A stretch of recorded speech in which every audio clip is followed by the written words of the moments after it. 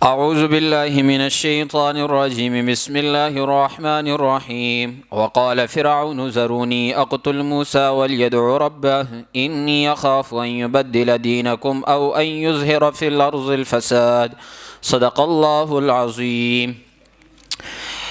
وقال فرعون، فرعون نے کہا، ذرونی تم مجھے چھوڑو، اقتل موسیٰ میں موسیٰ کو قتل کروں۔ پہلے حکم دیا تھا کہ جو موسیٰ کے اوپر ایمان لایا ہے اسے قتل کرو اور اس کے بچوں کو قتل کرو۔ یہ جب دیکھا ایسے بھی معاملہ نہیں چل رہا، پھر کہا چھوڑو ذرا مجھے، میں موسیٰ ہی کو قتل کرتا ہوں۔ اب یہاں پر یہ بات سمجھنے کی ہے کہ جو اس کے دل کے اندر تھی نا بات، وہ موسیٰ علیہ السلام کو سچا خدا کا رسول سمجھتا تھا، لیکن اب اگر کہہ دیتا کہ رسول ہیں موسیٰ علیہ السلام اللہ کے سچے رسول ہیں، تو پھر اسے خدا کون کہتا؟ اس نے اپنے آپ کو بھی خدا منوانا تھا۔ جب دیکھا نا کہ کوئی بات ابھی نہیں چل رہی، کوئی دلیل ابھی نہیں چل رہی، تو اس نے کہا اب بات کو ہی ختم کرتے ہیں، مجھے چھوڑ دو، میں ذرا موسیٰ کو قتل کروں۔ پتہ اسے تھا کہ مجھے کوئی نہیں چھوڑے گا قتل کرنے کے لیے، مجھے لوگ وغیرہ پکڑ لیں گے، اس لیے یہ بات اس نے کہی۔ وَلْيَدْعُ رَبَّهُ، اور تاکہ موسیٰ اپنے رب کو پکارے، میں اسے چھوڑتا ہوں، اسے قتل کرتا ہوں، یہ اپنے رب کو پکارے کہ رب اسے مجھ سے بچا لے۔ انی اخاف ان یبدل دینکم، لیکن اپنے قوم والوں کو بھی اعتماد میں لے رہا ہے۔ یہ سیاست ہے کہ ادھر موسیٰ علیہ السلام کو دبایا، ادھر اپنی قوم والوں کو اعتماد میں لے رہا ہے۔ کہتا ہے انی اخاف ان یبدل دینکم، میں ڈرتا ہوں اے قوم والو کہ یہ تمہارے دین کو تبدیل کر دے گا۔ دین تو پہلے سے ہی قوم والوں کا بگڑا ہوا تھا، بچھڑے کی عبادت کرتے، فرعون کی عبادت کرتے، کسی اور چیز کی بھی عبادت کرتے، پہلے سے بگڑا ہوا تھا۔ موسیٰ علیہ السلام تو سدھار رہے تھے دین کو، لیکن کہنے لگا کہ یہ تمہارے دین کو تبدیل کر رہا ہے۔ او ان یظہر فی الارض الفساد، یا مجھے خوف ہے کہ یہ زمین کے اندر فساد مچائے گا۔ فساد کیا تھا؟ ان کا خیال کیا تھا کہ مصر سے ہمیں یہ موسیٰ علیہ السلام نکال دے گا۔ حالانکہ دیکھا جائے موسیٰ علیہ السلام کی جو قوم تھی وہ غلام قوم تھی، وہ کیسے نکالتے فرعون کو، لیکن یہ بات بتا دی۔ وقال موسیٰ علیہ السلام نے فرمایا جو تم نے کرنا ہے کرو، انی عذت بربی وربکم، میں پناہ مانگتا ہوں یا پناہ میں آتا ہوں اپنے رب کی اور تمہارے رب کی، یعنی میرا اور تمہارا رب تو ایک ہی ہے، میں اس کی پناہ کے اندر آتا ہوں۔ من کل متکبر، ہر ایک متکبر سے۔ یہ دعا کے اندر جامعیت بہت ضروری ہے کہ ایک ہی دعا کے اندر کئی چیزوں کو جمع کر لینا۔ اب یہ بھی کہہ سکتے تھے کہ میں پناہ کے اندر آتا ہوں فرعون سے، لیکن فرمایا نہ، میں پناہ کے اندر آتا ہوں ہر ایک متکبر سے، ہر ایک تکبر کرنے والے سے۔ لا یؤمن بیوم الحساب، جو ایمان نہیں رکھتا حساب والے دن پر۔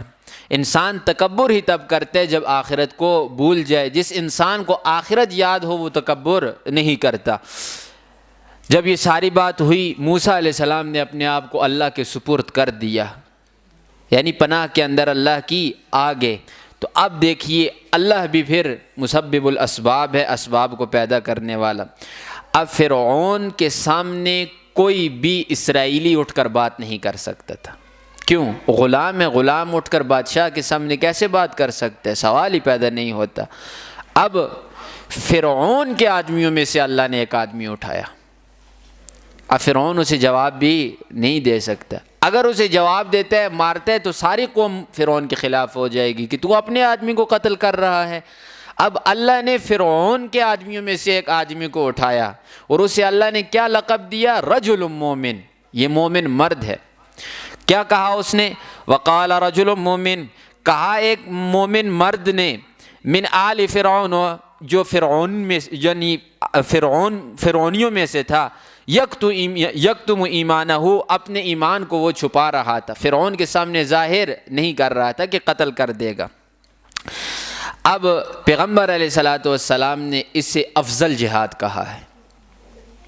افضل جہاد کیا ہے؟ پیغمبر علیہ السلام نے فرمایا کسی ظالم اور جابر کے سامنے کھڑے ہو کر حق بات کہنا، یہ کیا ہے؟ سب سے بڑا جہاد ہے۔ جان جاتی ہے پرواہ نہیں، لیکن حق بات کہنے سے پیچھے نہیں ہٹنا۔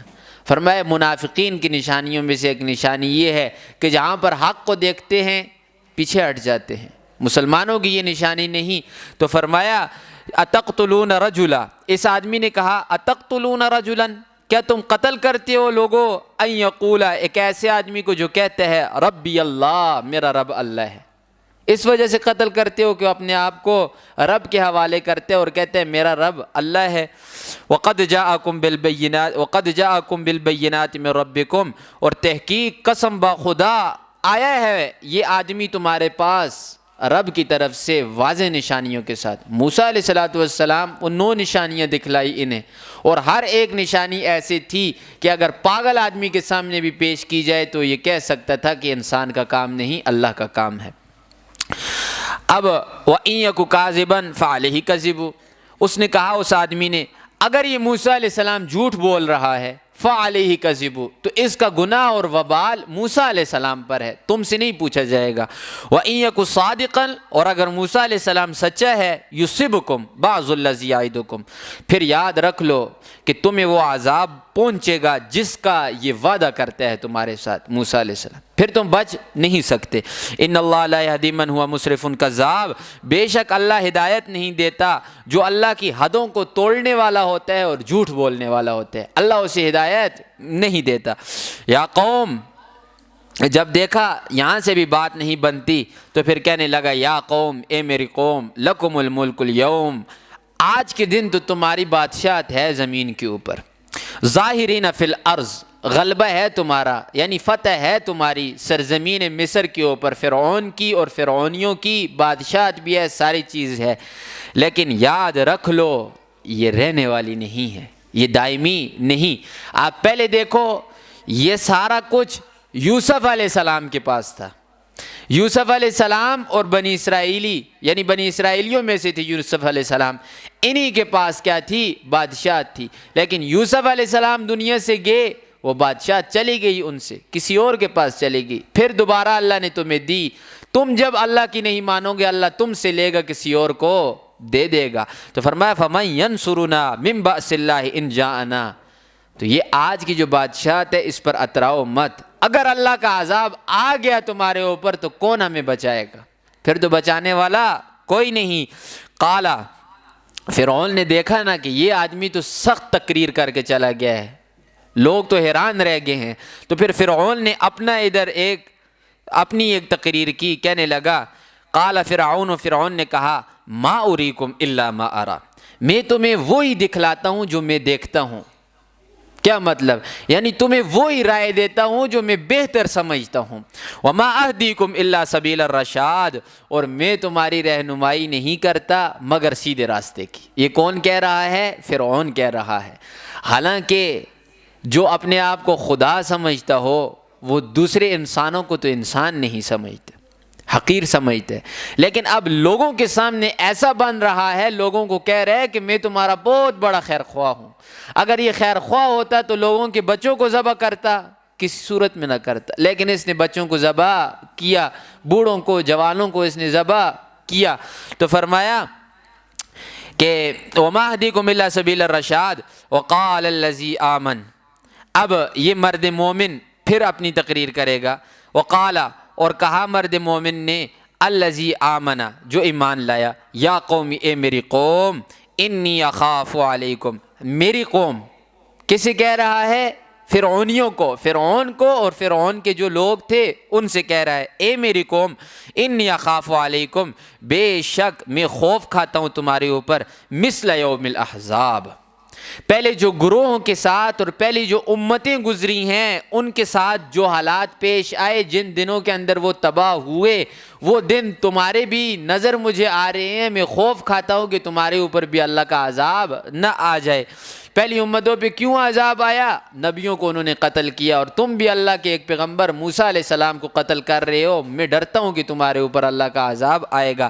مثل داب قوم نوح وعاد وثمود والذین من بعدہم، جیسے کہ حالت رہی قوم نوح کی، قوم عاد کی، قوم سمود کی اور اس کے بعد آنے والی امتوں کی، لیکن جتنی بھی امتوں کو اللہ نے تباہ کیا یہ اللہ کا ظلم نہیں تھا۔ کیوں؟ وَمَا اللَّهُ يُرِيدُ ظُلْمًا لِلْعِبَادِ، اللہ ارادہ نہیں کرتا اپنے بندوں کے ساتھ ظلم کرنے کا۔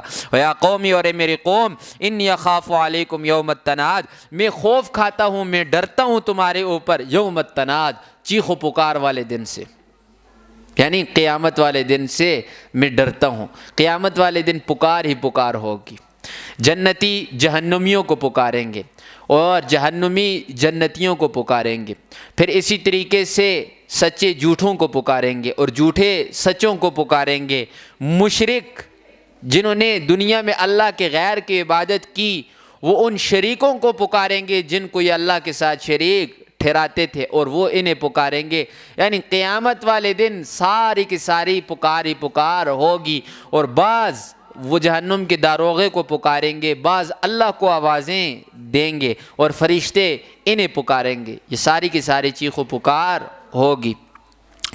یوم تولون مدبرین، جس دن تم پیٹھ پھیر کر بھاگو گے، ما لکم من اللہ من عاصم، نہیں ہوگا تمہیں اللہ سے بچانے والا کوئی، ومن یضلل اللہ فما لہ من ہاد، اور جس سے اللہ گمراہ کرے اس کے لیے کوئی ہدایت دینے والا نہیں۔ وَلَقَدْ جَاءَكُمْ، قسم با خدا آئے تمہارے پاس یوسف علیہ السلام من قبل، اس سے پہلے بالبینات، واضح نشانیوں کے ساتھ، فما زلتم فی شک مما جاءکم بہ، پس تم ہمیشہ شک ہی کے اندر رہے جو کچھ یوسف علیہ السلام لے کر آئے۔ یوسف علیہ السلام بھی کئی نشانیاں لے کر آئے تھے۔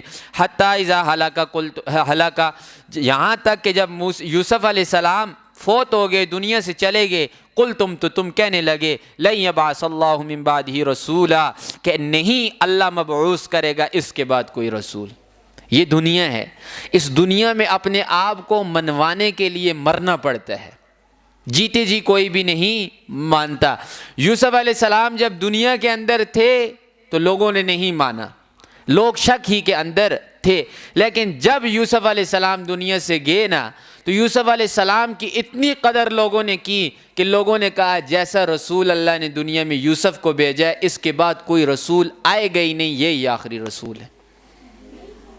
یہی معاملہ پھر موسیٰ علیہ السلام کے ساتھ تھا، یہی معاملہ عیسیٰ علیہ السلام کے ساتھ تھا کہ عیسیٰ علیہ السلام کو قتل کرنے کے اوپر آگے کہ قتل کرو، چلو سولے کے اوپر چڑھاؤ۔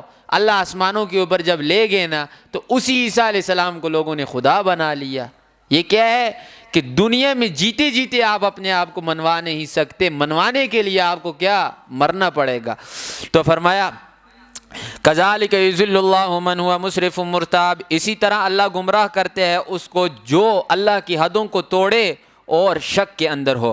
الذین، وہ لوگ یجادلون فی آیات اللہ بغیر سلطان اتاہم، وہ لوگ جو جھگڑتے ہیں اللہ کی آیتوں میں، یعنی اللہ کی آیتوں کے بارے میں جھگڑتے ہیں، انہیں جھوٹا قرار دیتے ہیں یا انہیں مانتے نہیں، بغیر سلطان اتاہم، بغیر کسی دلیل کے، تو کبر مقتا عند اللہ وعند الذین آمنوا، اللہ سے دعا ہے عمل کی توفیق عطا فرمائے۔ آمین۔ الحمدللہ رب العالمین والعاقبۃ للمتقین والصلاۃ والسلام علی رسول محمد وآلہ واصحابہ اجمعین برحمتک یا ارحم الراحمین۔